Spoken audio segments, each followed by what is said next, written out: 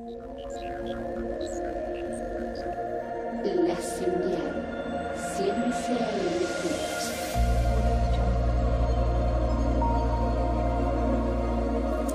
Estás recibiendo la señal.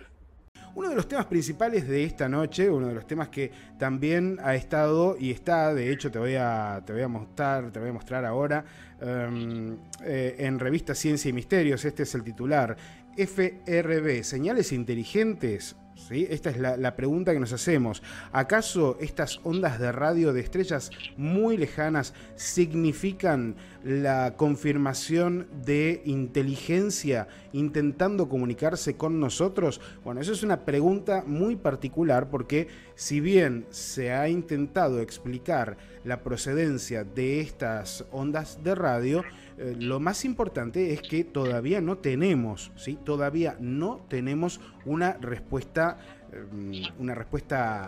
por lo menos concluyente. De hecho, el matutino Clarín esta semana titulaba: "Son ondas de radio que duran solo unos instantes. Se especula que podrían provenir de una civilización lejana", y esto Andrea Pérez Simondini lo festejaba en las redes sociales. Andrea, bueno, significa algo interesante todo lo que está sucediendo alrededor de las Fast Radio Bursts, ¿no? Así es, has hecho una descripción muy interesante, y sí, efectivamente lo celebré, porque yo vengo siguiendo este tema de las ráfagas rápidas de radio para pronunciarlo un poco en castellano, porque tiene una connotación importante en cuanto a lo que vos bien definís, la potencia de la frecuencia, por un lado, en relación al tiempo de emisión, pero básicamente y fundamentalmente en la comprobación que exige el protocolo de búsqueda de señales extraterrestres, sin hablar de civilizaciones inteligentes, que es la comprobación ya por muchísimos radiotelescopios. Vamos a andar un poquito, pero el gran dato que esto de alguna manera nace en 1998, y en aquellas épocas, en el 2001, en 1998 se empiezan a explorar determinados sectores del espacio, y captan por microsegundos estas ráfagas que no tienen la posibilidad de ser chequeadas. Hubo una sola transmisión recién en el 2001 que, si no mal recuerdo, duró exactamente 5 milisegundos. Ajá. En aquel entonces, cuando esto salió a la luz, que muy pocos recordarán, nosotros incluso en esa época ya lo posteamos en Facebook, y hicimos una notita, porque nos llamó mucho la atención, porque uno, si hace un poco de historia, vamos a ejercitar un poco nuestros recuerdos. Dale. Venimos de la señal WOW, que muy pocos también saben que con el tiempo la señal WOW fue identificada, anduvo... creo que hace no más de 4 o 5 años ya vamos a hablar de eso, porque es muy interesante, muy pocos lo saben, que tiene que ver con la identificación de un cometa, Christopherson o algo así se llamaba. Christopherson, y que fue, exactamente, y fue ubicado exactamente porque estas cosas se exploran durante muchísimos años. Tal cual. En el caso de las señales de ráfaga, esta primera identificación en el 98, comprobada de alguna manera en el 2001 por 5 milisegundos, recién se dio a conocer, ¿te acordás? En el 2007. Sí, me acuerdo.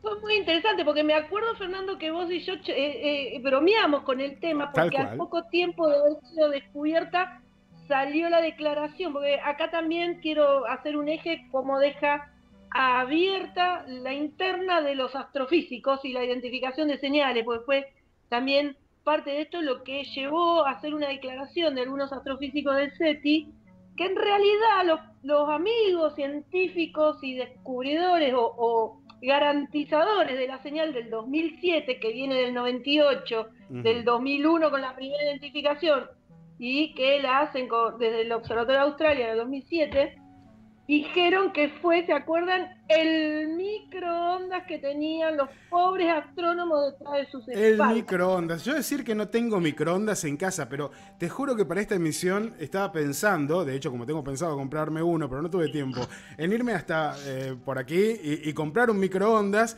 y tenerlo acá al lado, ¿no? Como una buena muestra de qué estamos hablando. Pero bueno, nada, sí. Imaginen que tengo un microondas al costado. El pobre microondas tenía la culpa. El pobre microondas tenía la culpa. Me acuerdo que hicimos una nota y vos creo que hiciste una publicación respecto a aquella Sí. señal del 2007 y yo te hacía la broma de que no había que tener nunca un microondas en la espalda. Bueno, finalmente siguen los estudios porque se siguen identificando. Yo hoy tuve acceso al equipo que me mandó, que no se entiende mucho porque tenés que saber de las longitudes de onda que transmiten, las frecuencias, etcétera, pero bueno, pedí que me manden el informe para un poco asesorarme y estoy tratando de asesorarme y entender qué dicen todos esos papeles llenos de simbolitos, letras y números, que es muy interesante. Yo lo publiqué en una nota para que el que le interese ahonde, pero lo que me resultó más interesante son datos generales. Por ejemplo, que hoy por hoy nosotros recibimos casi promedio 2.000 señales por año que son microsegundos y que se identifican, pero que nos permite poder ya establecer un parámetro. Yo me tomé unas notas que me parecen como interesantes para dar a conocer. Por ejemplo, en el 2007, ya según la fuente de los... porque hay 3 equipos que investigan, el Arecibo, en Canadá y en Australia, son los que están siguiendo muy... Y después ya se comprueban entre muchísimos radiotelescopios. Por ejemplo, hay 50 eventos que fueron detectados, ¿no? Que por distintos radiotelescopios. Sí. Que identifican que son señales rápidas, tal cual vos anunciaste, que son señales brillantes y que las longitudes de onda son más largas y más bajas. Entonces, acá empiezan a definirse un poco para que la gente entienda qué es lo que están identificando los radioastrónomos. Para que se entienda, esto va más allá del infrarrojo. Acá a mi amigo Salvatore le encantan todos estos temas y lo supo definir.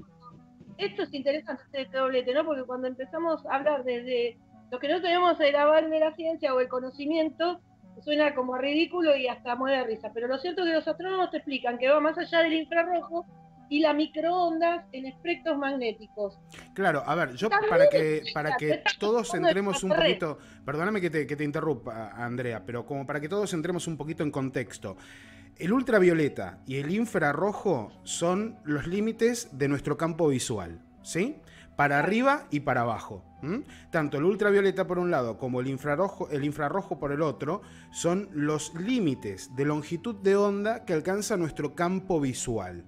A partir de allí ya no vemos nada, ¿sí? Están las microondas, está el infrarrojo, está el ultravioleta, y están estas longitudes de onda que al ser tan bajas, cuanto más baja la longitud de onda, más lejos llega. Esa es otra realidad también. O sea que es algo muy importante. Pero hay otro dato que quiero resaltar antes de que siga Andrea, y es la magnitud de estas señales.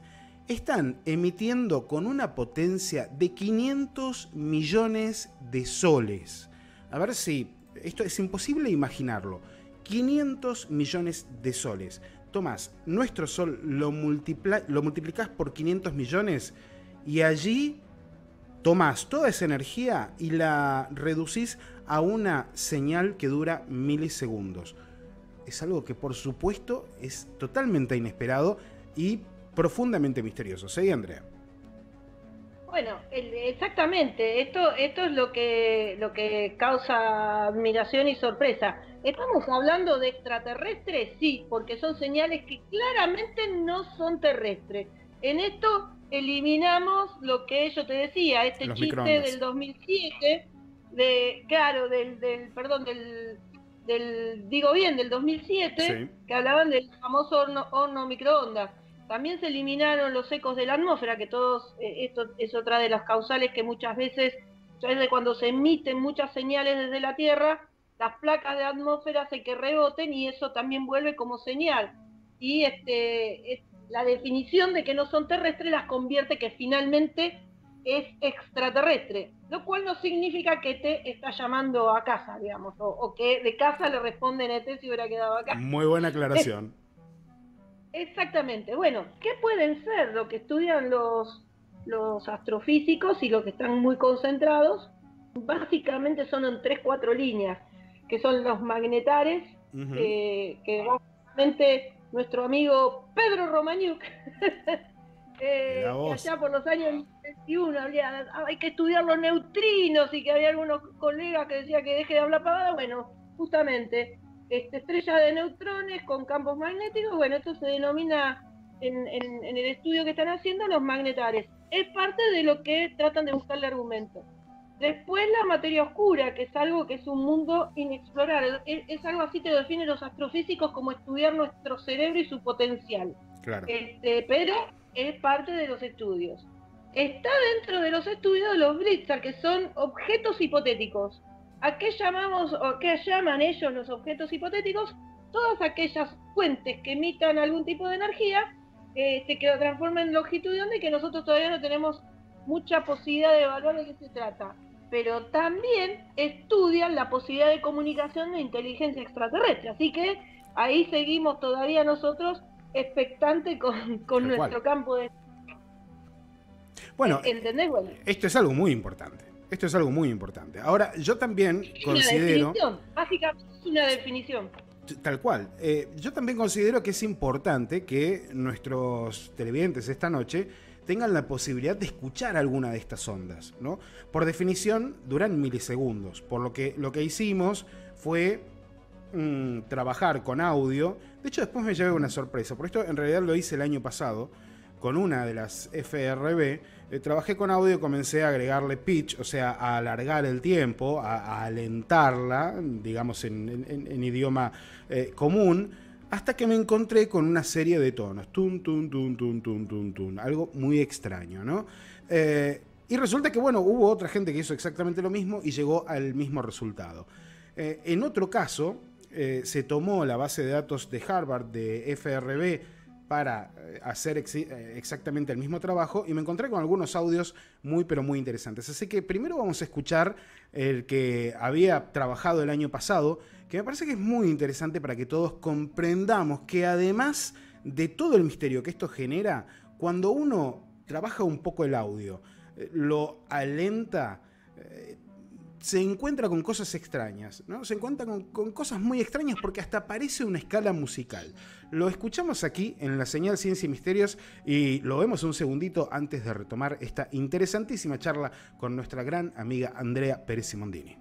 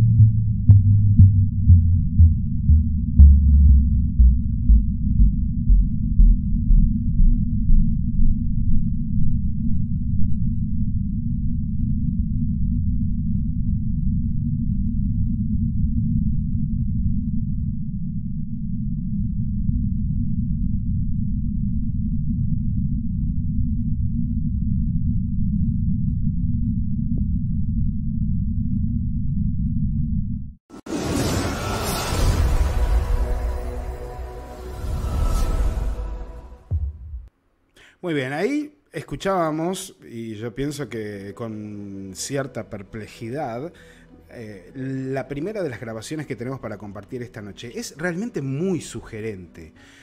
Andrea, ¿vos qué pensás cuando escuchás este tipo de grabaciones ya un poco más lentas y de pronto aparece casi prácticamente una escala musical, ¿no?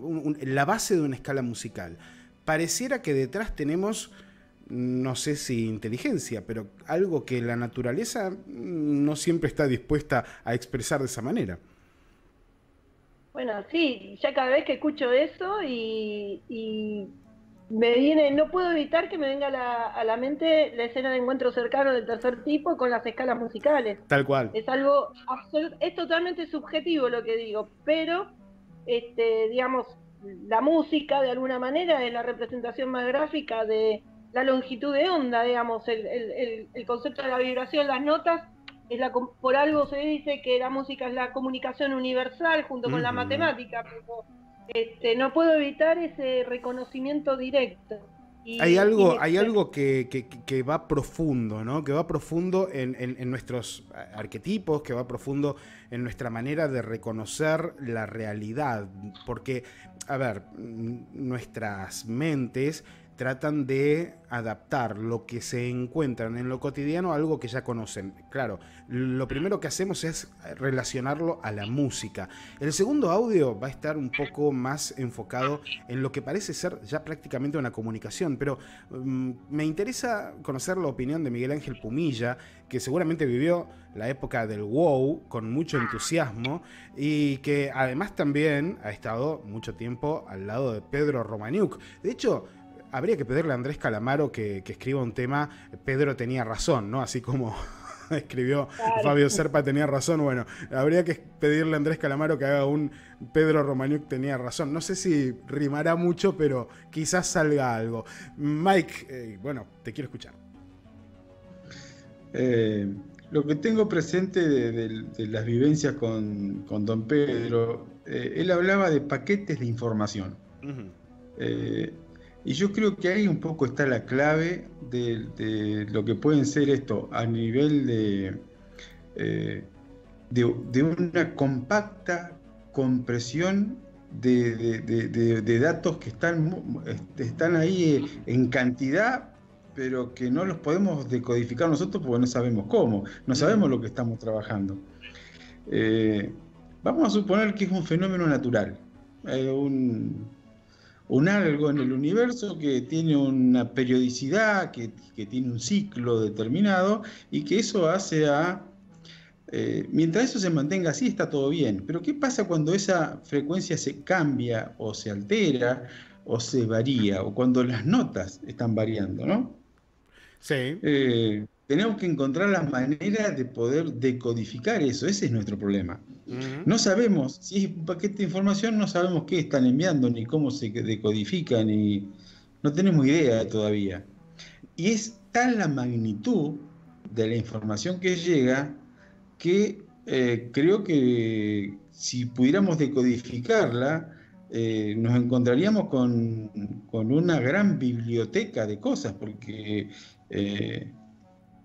tanta potencia, Sí. se requiere mucha potencia, es una locura la potencia, es una magnitud que está fuera del horizonte que nosotros 500 millones de soles, ¿no? Es algo que no entra. Entonces, en la cabeza. si pudiéramos encontrar la punta del ovillo de esto, estaríamos fascinados. Tal cual. Estoy totalmente de acuerdo. Mario Luis Martín, ¿tenías allí algún dato para agregar? Bueno, justamente me he acordado ahora de que yo vi en el documental La Tierra sin humanos, que bueno, decía, pero ¿qué? ¿Quedará alguna señal de nosotros? Ni siquiera las ondas que viajan al espacio, como que no era seguro que las señales de nuestra civilización duraran mucho por ahí, porque decían que las ondas se disipan con ruido galáctico a relativamente poca distancia. Pero yo digo, si estas mini frecuencias llegan a nosotros con la fuerza de 500 millones de soles, en caso de ser de origen no natural, o sea, artificial, hay que ver de qué máquina poderosa que manda señales estaríamos hablando, ¿no? Sí, de hecho es una muy buena pregunta, porque imagínate que tendríamos que estar hablando mínimo de una civilización en un nivel Kardashev 3 para semejante potencia aplicada a una señal. Andrea Pérez Simondini, regresando a este tema y a todos sus vericuetos, me habías dicho que hay una historia muy interesante respecto a la señal WOW y a su identificación. Exactamente, cuando comúnmente se siguen, hay dos señales que fueron como impactantes en lo que es la búsqueda de señales. Una fue la señal WOW y la otra fue la famosa señal Ratán 600 allá en el 2015, Sí. que las dos tuvieron seguimiento durante muchos años. La señal WOW básicamente terminó siendo reconocida como, estaba apuntada, si no mal recuerdo, sobre la frecuencia de 1240 MHz. Y empezaron a explorar esa zona, todo ese universo que abarca esa frecuencia. Y después de varios años y trabajando con varios, la gente del SETI básicamente, trabajando con varios radiotelescopios, vieron una única vez, que después fue comprobada, que fue justo con el paso de un cometa que se llamaba Christopherson, algo así. Eso salió publicado en muchas revistas de ciencias, pero no fue levantado para decir, bueno, explicamos la señal WOW. Obviamente los defensores de la señal WOW, digamos, al no poder pasar el sistema de verificación con en este caso desde Arecibo con el observatorio de Australia, que era como solían tener el protocolo de verificación, claro, quedó solo como un instante. Con respecto a la señal de Ratán, es mucho más interesante lo que pasó, porque allá por el 2015... Es tremendo, lo de la Ratán 600 es tremendo. Bueno, pocos saben cómo terminó la historia.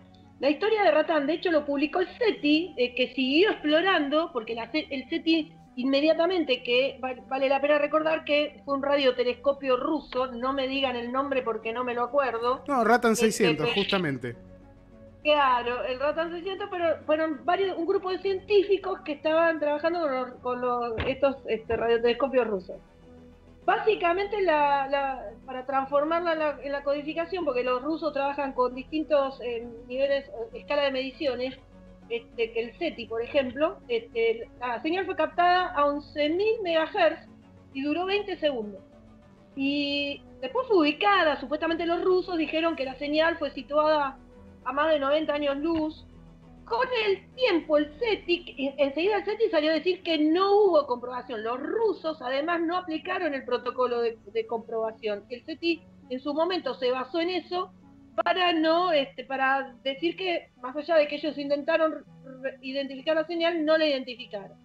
Con el tiempo, el SETI publica, estamos hablando, esto fue en el 2015, 2-3 años después, que siguieron explorando en esa porción del espacio de donde los rusos señalaban, y confirmaron, en un comunicado publicado por la misma, por el mismo director del instituto en ese momento de astronomía aplicada de la Academia Rusa de Ciencia, que había sido parte de esos científicos que participaron en el descubrimiento de la supuesta señal Ratán, donde afirma que en realidad después ellos identificaron la señal como un satélite militar soviético que no estaba catalogado en los programas. Sí. Esto fue, bueno, después salieron otros científicos rusos que también participaron diciendo que en realidad no fue tan cierto que había sido identificado un satélite ruso. Lo cierto es que el SETI siguió de cerca todo eso y confirmó que nunca en esa frecuencia pudieron identificar nunca una señal. Así que las dos grandes señales quedaron como tapadas. Pero además hay algo que, perdóname que te interrumpa, hay algo que me llamó mucho la atención del Ratán 600 en su momento, y es que Rusia, una superpotencia que tiene satélites espía por todos lados, lo mismo que Estados Unidos, digamos, a ver, acá hay algo que es muy básico, ¿no? Llega una señal desde el espacio, ¿sí? Y de pronto se les escapa la información, los científicos no hacen lo que tienen que hacer y ponen la información en la prensa. ¿Qué hacemos con esto? ¿Cómo tapamos esto? Decimos que es un satélite espía. ¿qué puede llegar a ser tan importante como para quemar un satélite espía, como para quemar la ubicación de un satélite espía en el caso de que realmente lo fuera, ¿no? O sea, es algo que no tiene mucho sentido. Es mucho más barato para la inteligencia rusa decir, bueno, sí, no, fue una señal que llegó desde el espacio, pero no significa nada porque es un cuásar, y salvar así un satélite espía, que poner en evidencia con hora, lugar, día y ubicación geográfica un satélite espía. Digo, no tiene sentido.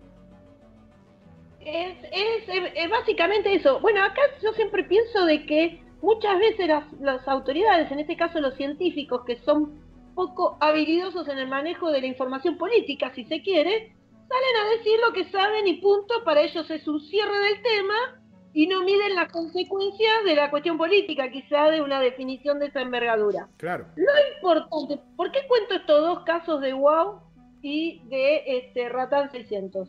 Porque quizás fueron los dos casos testigos más importantes, de un lado por Estados Unidos, por el otro lado Rusia. A diferencia de las ráfagas rápidas de radio, que claramente ya hay una contundente definición por parte de todos los que exploran el espacio en búsqueda de señales, de que las señales efectivamente son extraterrestres y han sido ubicadas en varios lugares, pero hay un lugar que fue bien concentrada la señal.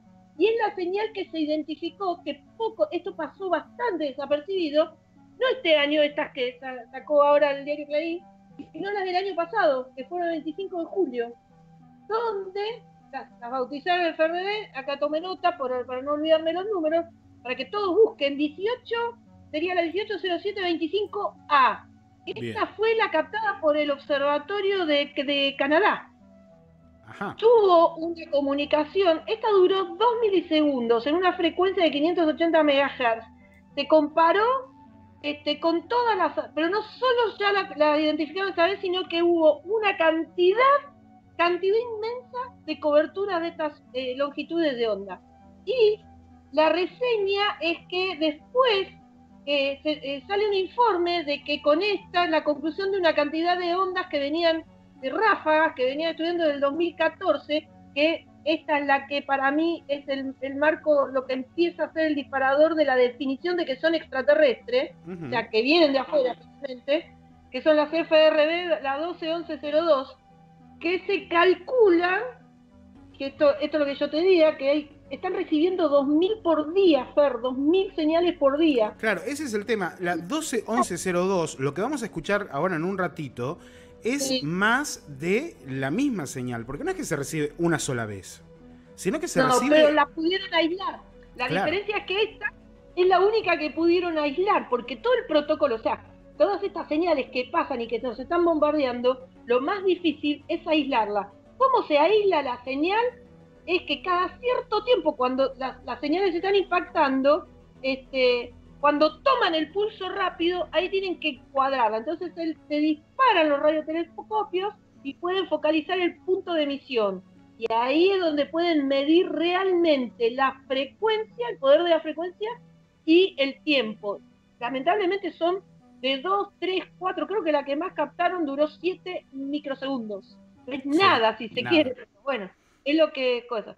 Lo importante es que ya fueron un poco focalizados, que eso lo hizo, esto sí te anoté porque es bastante difícil pronunciar, el telescopio Very Large Array de Nueva México, que proviene de una galaxia fuera de la Vía Láctea a 3.000 millones de años luz. Es una galaxia enana que es casualmente, vamos a poner entre comillas, las que están anunciando que descubren todos los días los astrofísicos en este programa de búsqueda de las zonas habitables, entre comillas. Así que estamos hablando de que fueron identificadas, que provienen de las constelaciones de Puppis y Hydra. Y esto un poco es lo que vos vas, esta señal, por eso traje que vos el sonido que viene. Bueno, el sonido que viene, ahora lo van a escuchar, lo vamos a escuchar todos. Y esto es realmente apasionante, porque es la misma señal que habíamos escuchado antes, pero son grabaciones consecutivas, ¿sí? Estas grabaciones están disponibles al público. Cuando uno las escucha a velocidad normal es apenas un prip y nada más, ni siquiera, ¿no? Es un pip y apenas allí queda.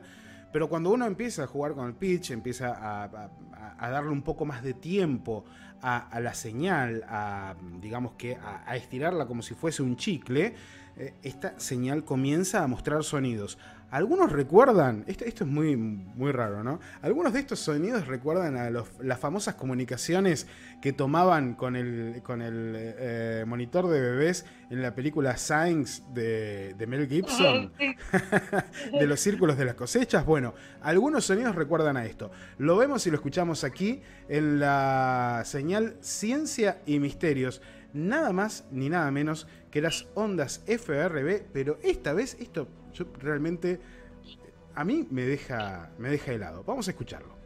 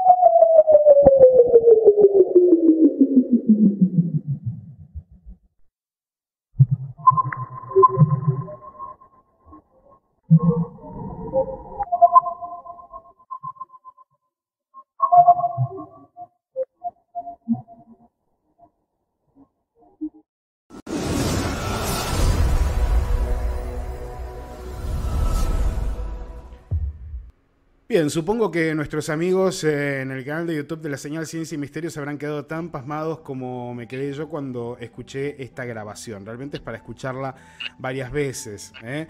Por ejemplo, acá Damián Pérez dice, wow, Francisco Tote deja una cara como diciendo, ¿qué pasó? El conspiraloco lo relaciona con R2D2. Sí, R2D2, it is you, diría nuestro amigo C-3PO de la Guerra de las Galaxias. Se han quedado todos con expresiones de perplejidad, totalmente wow, dice Andrés Febre.